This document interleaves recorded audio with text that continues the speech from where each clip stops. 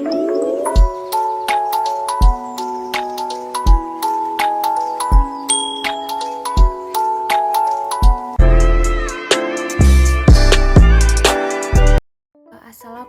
warahmatullahi wabarakatuh. Kami dari kelompok 3 akan mempresentasikan materi hubungan struktur aktivitas senyawa perangsang sistem saraf pusat. Stimulan sistem saraf pusat atau SSP adalah obat yang dapat merangsang cerebrum medula dan sumsum tulang belakang. Stimulasi daerah korteks otak sampai depan oleh senyawa stimulan sistem saraf pusat ini akan meningkatkan kewaspadaan, pengurangan kelelahan pikiran, dan semangat menjadi lebih bertambah. Pada slide selanjutnya yaitu sawar darah otak atau blood-brain barrier adalah membran pemisahan sirkulasi darah dari cairan ekstraseluler otak dalam sistem saraf pusat. Konsep sawar darah otak ini pertama kali diperkenalkan oleh Paul Ehrlich pada tahun awal abad ke-19. Paul Ehrlich ini menemukan bahwa injeksi intravena pewarna ke dalam aliran darah meninggalkan noda pada seluruh jaringan di sebagian besar organ kecuali otak. Selanjutnya, pada percobaan berikutnya pada tahun 1913, Edwin Goldman, yaitu salah satu murid dari Paul Ehrlich ini, menyuntikkan zat warna ke cairan spinal otak secara langsung. Beliau menemukan bahwa pada kasus ini otak menjadi berwarna tetapi tidak pada bagian tubuh, sehingga dinyatakan bahwa pembuluh darah berfungsi sebagai barier. Selanjutnya pada slide fisioneurologi dari obat sistem saraf pusat. Obat sistem saraf pusat ini bekerja dengan menekan atau menstimulasi seluruh atau bagian tertentu dari sistem saraf pusat manusia.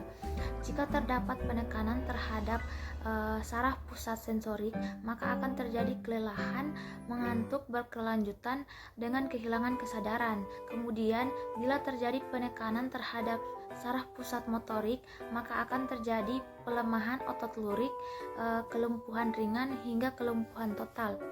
Selanjutnya, stimulasi pusat saraf sensorik ini akan timbul kegembiraan, kegelisahan, sulit tidur, mudah marah, pikiran kacau, hingga ilusi dan halusinasi. Kemudian pada stimulasi saraf pusat motorik ini akan terjadi tremor, kekejangan otot lurik hingga serangkaian konvulsi, di mana pasca konvulsi ini akan diikuti kelelahan otot atau paralisa. Kemudian keadaan ini akan diawali dengan tidak terkendalinya gejala motorik, yaitu gerakan kasar dan halus. Selanjutnya keyword. Yang pertama itu prinsip dasar obat penekan saraf pusat, yaitu dengan mengendalikan seluruh pengaturan dan pengolahan rangsangan, mulai dari mengatur pikiran, gerakan, emosi, pernapasan, denyut jantung, pelepasan berbagai hormon, suhu tubuh, hingga koordinasi seluruh sel saraf untuk melakukan fungsi pengatur di dalam tubuh, dan harus mampu menembus sawar darah ke otak. Yang kedua, prinsip obat perangsang sistem saraf pusat, yaitu untuk memelihara kesadaran dan mempercepat pulihnya refleks normal setelah anestesi. Selanjutnya, mekanisme kerja. Ada dua mekanisme umum yang terlibat pada rangsangan saraf pusat adalah pemblokan selektif hambatan saraf, yaitu pemblokan hambatan posinaptik dan pemblokan hambatan prasinaptik. Yang kedua, rangsangan langsung pada saraf. Selanjutnya, stimulan susunan saraf pusat. Obat stimulan susunan saraf pusat dapat dikelompokkan menjadi 4 golongan.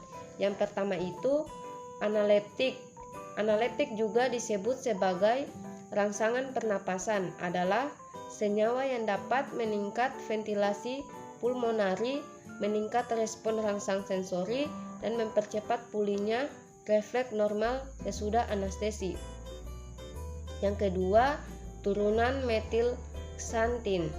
Turunan metilxantin sendiri mempunyai efek perangsang sistem saraf pusat dan banyak digunakan sebagai obat kafein, teofilin, dan teobramin.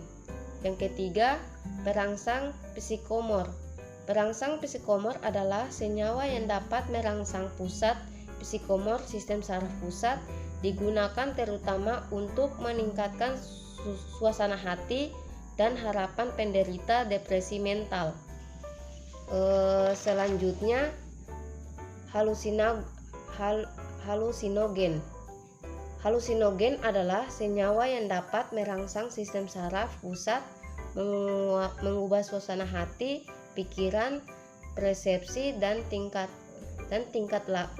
laku, serta menimbulkan ilusi dan halusinasi yang mirip dengan keadaan psikosis.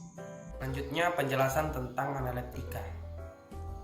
Penggunaan utama dari analeptika adalah untuk merangsang pernapasan, yaitu dapat meningkatkan ventilasi pulmonari, meningkatkan respon rangsangan sensori dan mempercepat pulihnya refleks normal sebuah anestesi. Selain menimbulkan efek rangsangan pernapasan, analeptika juga merangsang sistem saraf pusat. Pada dosis tinggi analeptika dapat menyebabkan mual, muntah, aritmia jantung dan kejang serta menyebabkan reaksi psikotik seperti euforia, agitasi, kebingungan dan halusinasi. 1. Nikematid. Nikematid terutama bekerja sebagai perangsang pernapasan pada medula, tetapi mekanisme kerja secara pasti masih belum diketahui. Nikematid digunakan untuk pengobatan depresi pernapasan yang disebabkan oleh obat penekan sistem saraf pusat seperti turunan barbitur. Dosis 0,375 sampai 3,75 gram diberikan secara intravena atau intramuskuler. Nikematid telah digunakan sebagai stimulan pusat dan untuk gangguan hipotensi. Doxapram HCl digunakan untuk menstimulasi central nervous system atau sistem saraf pusat yang menyerupai niketamid. Efek stimulasi lebih dari pikrotoksin atau pentylentetrazol. Doxapram menunjukkan selektivitas lebih besar sebagai stimulat pernapasan dibandingkan nikotamid, tetapi gejala stimulasi sistem saraf pusat umum masih sering. Efek stimulasi pernapasan adalah hasil dari stimulasi langsung dari pusat pernapasan di medula. Dosisnya itu 0,5 sampai 1 mg per kg/BB. Dapat diulangi dengan selang 5 menit. Onset setelah 5 sampai 10 menit. Waktu paruh 3 sampai 4 jam. Efek samping hipertensi, takikardia, aritmia, otot kaku dan muntah. Batas keamanan obat ini sempit, sehingga dosis untuk menimbulkan perangsangan pusat nafas tidak banyak berbeda dengan dosis yang menimbulkan kejang. Selanjutnya, pentyletrazol. Obat ini berikatan dengan reseptor GABA dan bertindak sebagai medulator negatif. Pentyletrazol digunakan untuk pengobatan depresi pernapasan yang disebabkan oleh obat penekan sistem saraf pusat dan untuk shock terapi pada pengobatan depresi psikotik. Dosisnya itu diberikan secara intravena atau subkutan 0,5 gram, dapat diulang dengan selang 30 menit bila diperlukan. Baik, saya Andi Nurul Wahida. Saya akan melanjutkan materi sebelumnya. Langsung saja. Yang keempat itu ada pikrotoksin. Pikrotoksin merupakan perangsang sistem saraf pusat yang kuat yang merangsang semua bagian sistem saraf pusat dan dapat menimbulkan kejang. Pikrotoksin terdapat pada biji tanaman Anamirta coculus yang mempunyai efek perangsang pernafasan yang kuat. Mekanisme kerjanya dengan cara memblok hambatan prasinaptik, merupakan antagonis terhadap kerja neurotransmitter GABA dan digunakan untuk pengobatan depresi pernapasan yang disebabkan oleh kelebihan dosis turunan barbiturat atau obat penenang sistem saraf pusat. Baik, yang selanjutnya yang kelima yaitu strychnine sulfat. Strychnine adalah alkaloid yang dapat melumpuhkan karbon dan dapat menyebabkan kematian oleh kegagalan pernafasan. Strychnine terbuat dari biji tanaman Strychnos nux formica. Strychnine dapat merangsang sistem saraf pusat dengan cara memblok secara selektif hambatan prasinaptik. Pada umumnya, strychnine digunakan sebagai campuran tonikum dan amarum. Pada dosisnya, digunakan dosis analeptik 2-8 mg. Selanjutnya yang keenam yaitu bemegrit. Bemegrit yang strukturnya mirip barbiturat adalah sistem stimulan sistem saraf pusat atau dapat disingkat dengan SSP atau analeptika, serta dipakai untuk mengatasi keracunan turunan barbiturat. Bemegrit mempunyai aksi antagonis pada reseptor GABA dan mempunyai dosis 50 mg untuk 50 mg. Untuk strukturnya dapat dilihat pada slide. Baik, di sini saya akan menjelaskan sedikit tentang turunan metilxanthin, yang dimana turunan metilxanthin itu merupakan senyawa kimia yang mempunyai efek perangsang sistem saraf pusat dan banyak digunakan sebagai obat, contohnya seperti kafein, theophylline, dan terbromin. Seperti yang sudah saya jelaskan tadi, yaitu salah satu kelompok dari obat perangsang SSP adalah xanthin, di mana obat utamanya adalah pada kafein, theobromin, dan theophylline. Dalam dosis kecil, turunan ini sering digunakan sebagai tonikum dan minuman penyegar. Adapun mekanisme kerjanya, yaitu turunan metilxanthin ini dapat merangsang korteks serbial dan pusat medula sehingga menyebabkan relaksasi otot polos, terutama otot polos bronkus, dapat merangsang SSP atau stimulan sistem saraf pusat, di mana yaitu pada otot jantung dan meningkatkan diuresis. Kita masuk pada yang pertama, yaitu pada kafein. Kafein ialah stimulan sistem saraf pusat yang digunakan untuk mengurangi kelelahan fisik serta untuk mengembalikan mental agar lebih waspada. Kafein ini juga merangsang SSP sehingga tingkat kewaspadaan meningkat dan aliran darah lebih cepat, meningkatkan fokus dan koordinasi tubuh yang lebih baik. Kafein juga biasa ditemukan pada kopi dengan 1,2%, teh 5%, cola 1%, dan guarana 4%. Baik, terima kasih. Langsung saja buat theophylline. Theophylline juga digunakan sebagai stimulan. Penggunanya dalam terapi asma bronkial. Theophylline merupakan salah satu obat yang memiliki indeks terapi sendiri. Potensi toksisitasnya telah diketahui berhubungan dengan kadar theophylline untuk dalam darah. Theophylline bekerja dengan cara mengendurkan otot di saluran pernapasan sehingga udara dapat mengalir dengan lebih lancar dan proses pernapasan juga bisa lebih mudah. Kemudian dosis theophylline akan berbeda-beda tiap pasien sesuai dengan kondisi pasien dan bentuk sediaan theophylline. Kemudian ada pembentuk obatnya yaitu tablet, sirup, dan kapsul. Selanjutnya farmakologi theophylline, yaitu merangsang ESP yang lebih kuat dari kafein. Selanjutnya merangsang pusat napas di medula oblongata. Selanjutnya memperkuat kontraktilitas diafragma dan mempunyai efek inotropik positif pada jantung dan merelaksasi kuat otot polos bronkus yang menyebabkan meningkatnya kapasitas vital, dimanfaatkan sebagai bronkodilator pada asma bronkial dan meningkatkan ekstraksi air dan elektrolit dengan efek mirip diuretik diazid. Selanjutnya, theobromin memiliki sifat umum dari xanthin lain, memiliki aktivitas lebih lemah daripada theophylline atau kafein sebagai stimulan pada SSP.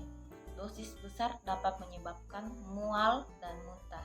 Theobramin telah digunakan untuk sifat bronchodilating dan pengobatan gangguan kardiovaskular.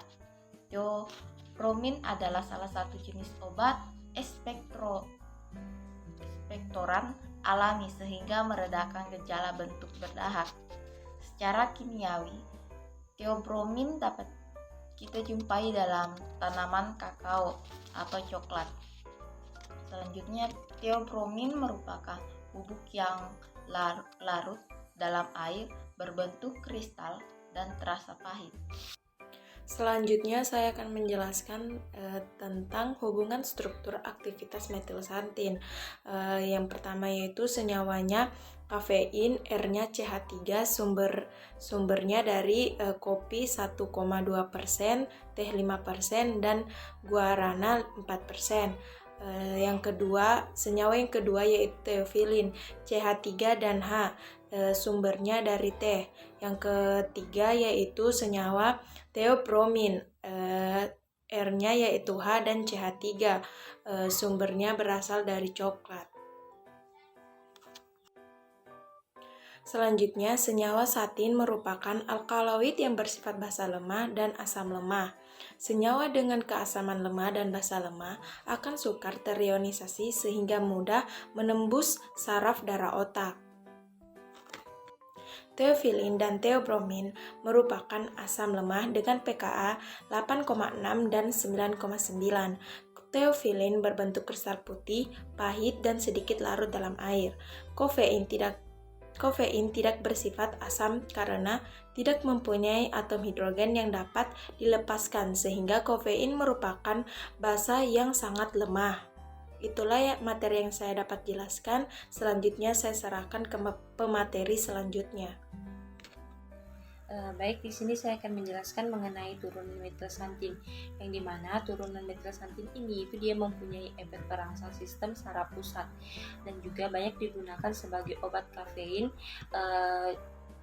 teofilin, dan juga theobromine, yang dimana dalam dosis kecil turunan ini itu sering digunakan sebagai tonikum dan juga minuman penyegar, terutama sebagai kopi, teh, dan juga minuman yang mengandung cola seperti Coca-Cola dan juga Pepsi Cola.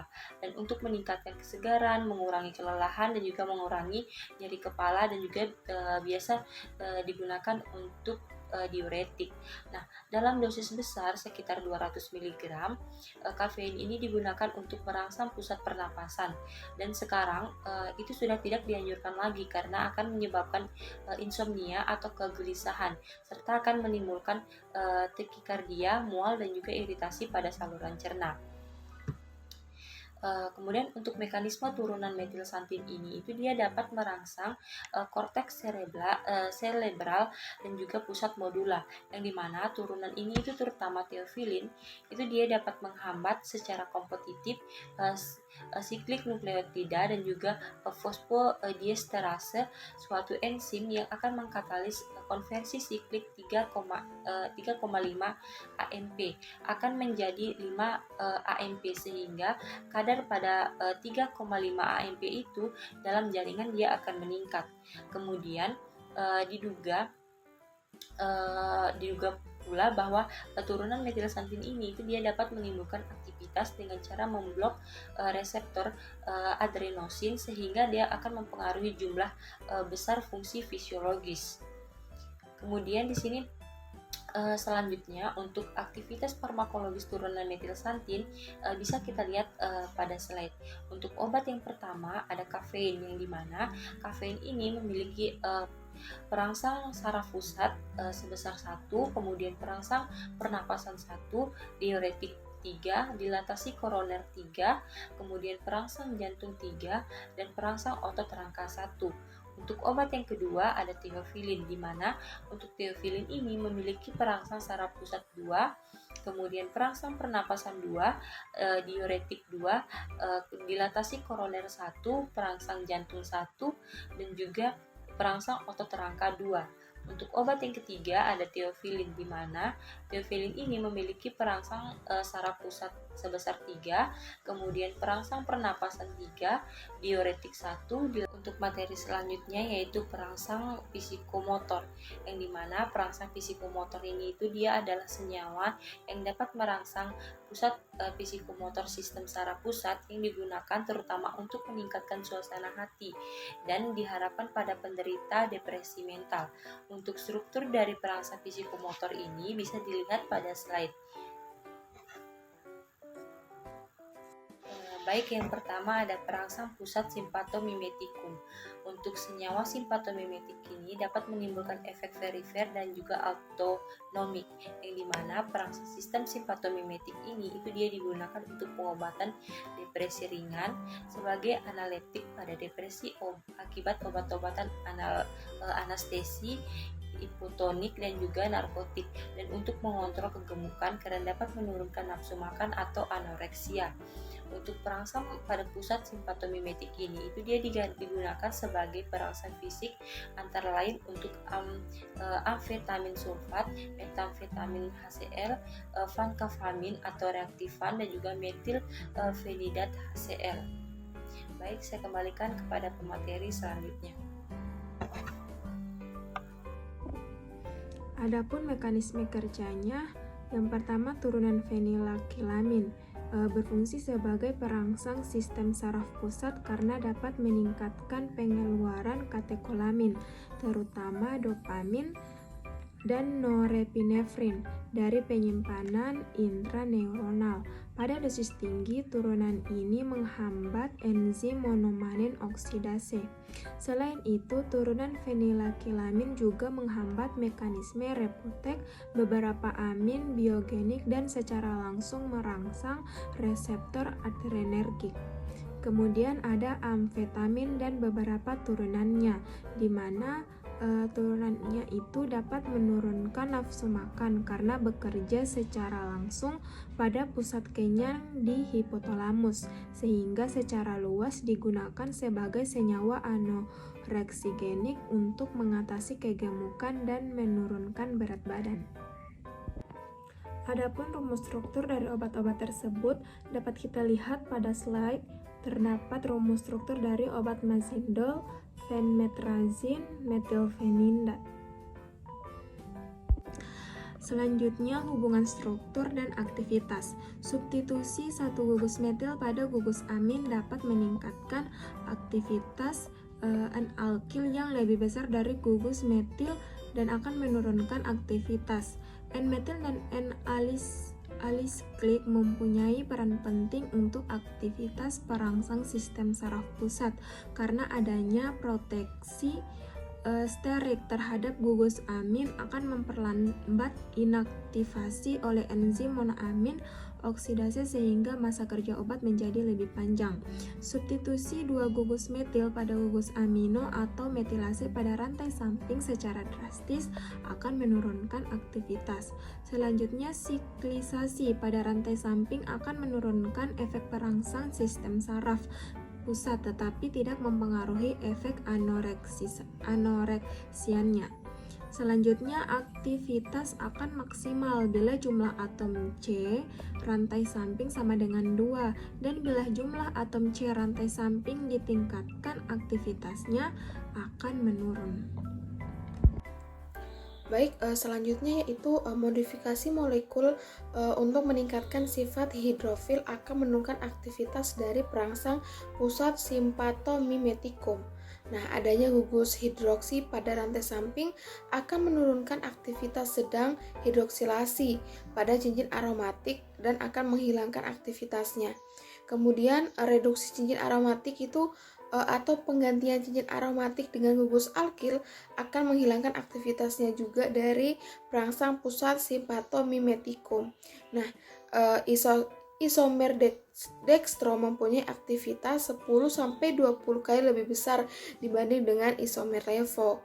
Nah, pemasukan gugus penarik elektron kuat seperti CF3 atau CN pada posisi alfa rantai samping akan menurunkan aktivitasnya juga pada perangsang pusat simpatomimetikum. Baik, yang kedua itu ada antidepresan. Nah, antidepresan ini merupakan kelompok golongan obat yang digunakan untuk membantu meringankan gejala depresi seperti suasana hati yang rendah, kemudian mudah tersinggung, kecemasan, dan lain sebagainya. Jadi antidepresan ini dibagi menjadi 3 kelompok. Yang pertama itu ada penghambat monoamin oksidasi, yang kedua itu ada antidepresan trisiklik, dan yang ketiga itu ada antidepresan tetrasiklin. Nah, untuk penghambat monoamin oksidase atau MOA inhibitor, dia itu merupakan kelompok obat yang diperkenalkan sekitar pada tahun 1950-an. Nah, obat inilah yang sebagai obat pertama untuk depresi. Kemudian untuk antidepresan tetrasiklik, dia itu merupakan kelompok obat untuk meredakan gejala depresi seperti bipolar atau distimia. Dan untuk antidepresan tetrasiklin, dia ini antidepresan yang efektif, tetapi golongan ini tuh jarang digunakan karena dia memiliki efek samping yang begitu besar. Nah, untuk obat ini itu ditandai dengan mengandung 4 cincin siklik sebagai bentuk dari strukturnya. Nah, untuk penghambat monoamin oksidase atau MOA ini, dia itu merupakan enzim yang berperan dalam proses diaminasi oksidatif senyawa amin biogenik seperti dopamin, epinefrin, serotonin, norepinefrin, dan sebagainya. Nah, untuk HSA-nya sendiri atau hubungan struktur aktivitas dari MOA ini yaitu yang pertama, aktivitas analeptik penghambat MOA maksimal bila mempunyai strukturnya mirip dengan amfetamin. Nah, mungkin bisa dilihat di gambar ya di bawah itu ada 4 gambar struktur dari senyawa, di mana keempatnya ini dari strukturnya memiliki kemiripan dengan struktur dari amfetamin. Bagian 2 yaitu substitusi cincin aromatik, misal dengan gugus metoksi atau metal, dan hidrogenasi cincin akan menurunkan aktivitas penghambatan. Kemudian yang ketiga, N-asilasi dan N-alkilasi gugus hidrazin akan menurunkan aktivitas, seperti struktur di bawah ini. Kemudian yang keempat yaitu penggantian fenik dengan beberapa cincin heterosiklik mengurangi aktivitas penghambatan MAO dan menghilangkan aktivitas analeptik. Kemudian yang terakhir yaitu penambahan atau pengurangan panjang rantai pada gugus fenil dan hidrazin menyebabkan variasi aktivitas penghambat MAO dan analeptik. Selanjutnya yaitu di slide sudah ada 6 obat antidepresan. Yang pertama ada iproniazid. Bisa dilihat pada struktur di slide. Potensi relatif dari obat ini yaitu 1. Kemudian yang kedua isokarboksasid. Bisa dilihat pada struktur di slide. Potensi relatif dari obat ini yaitu 3,1. Kemudian yang ketiga fenelzin. Bisa dilihat pada struktur di slide. Potensi relatif dari obat ini yaitu 18. Kemudian yang keempat yaitu metamfetamin.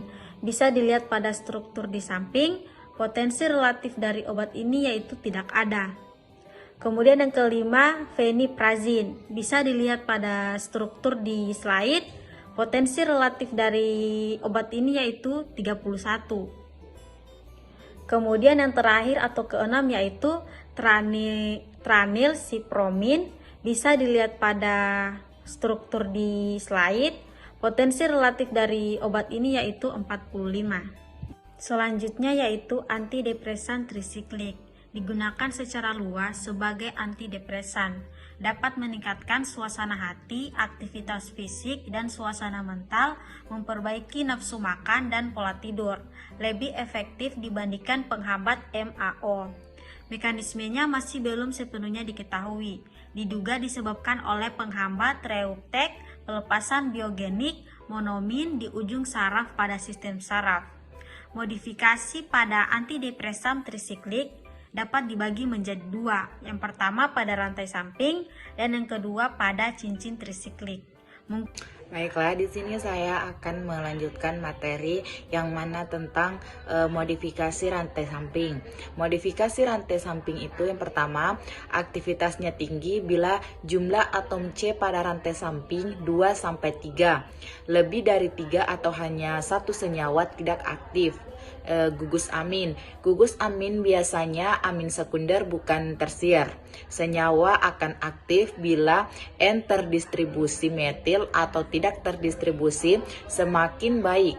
Gugus alkil yang lebih tinggi dari metal menurunkan aktivitas secara drastis dan toksisitasnya tinggi. Yang kedua, modifikasi cincin tetrasiklik. Yang pertama, substituen 3Cl, 10 metil dan 11 dimetil dapat meningkatkan aktivitas. Yang kedua, jembatan CH2, CH2, CH2, CH2 atau S pada posisi 10 atau 11 aktif sebagai antidepresi. Namun hilangnya jembatan 10 dan 11 juga tidak menghilangkan aktivitas antidepresi. Selanjutnya bisa dilihat pada gambar di samping. Halusinogen merupakan jenis narkoba yang dapat mendatangkan halusinasi.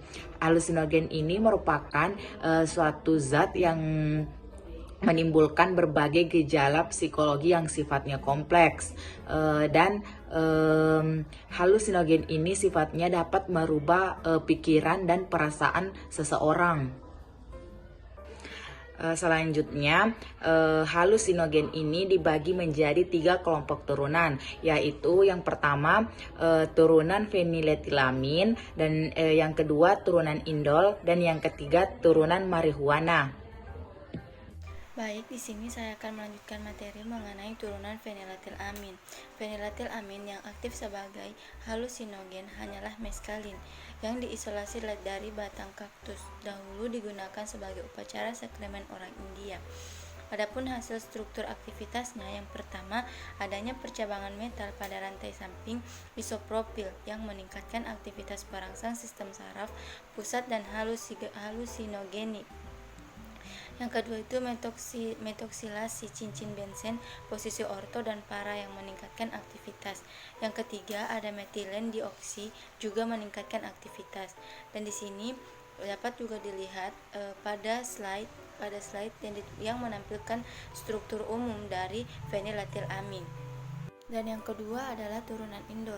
Turunan indol sederhana, beberapa halusinogen memiliki struktur umum seperti serotonin. Serotonin sifatnya lipofil sehingga mudah terpenetrasi pada sistem saraf pusat yang mencegah RX metabolik diamonisa oksidatif. Di sini juga ditampilkan struktur umum dari turunan indol dengan keterangan aktivitas masih kontroversial. Dan selanjutnya kita akan bahas tentang turunan asam lisergat yang diperoleh dari Claviceps purpurea, jamur parasit pada gandum halusinogen yang sangat kuat. Adapun hasil struktur aktivitasnya, yang pertama adanya atom C asimetrik seperti pada C dan C5 dapat menghasilkan 4 diastereoisomer yaitu D dan L asam lisergat dan serta D dan L asam isolisergat. Hanya D asam lisergat yang mempunyai aktivitas halusinogen. Dan yang kedua, turunan N-asetil akan terhidrolisasi menjadi senyawa induk aktif. Dan yang ketiga, hidrogenasi pada ikatan rangkap C2 dan C3 menurunkan aktivitas 1/8 kali. Pada C9 dan C10 menghilangkan aktivitas. Di sini diterangkan juga mengenai struktur umum dari turunan asam lisergat yang dapat dilihat sendiri.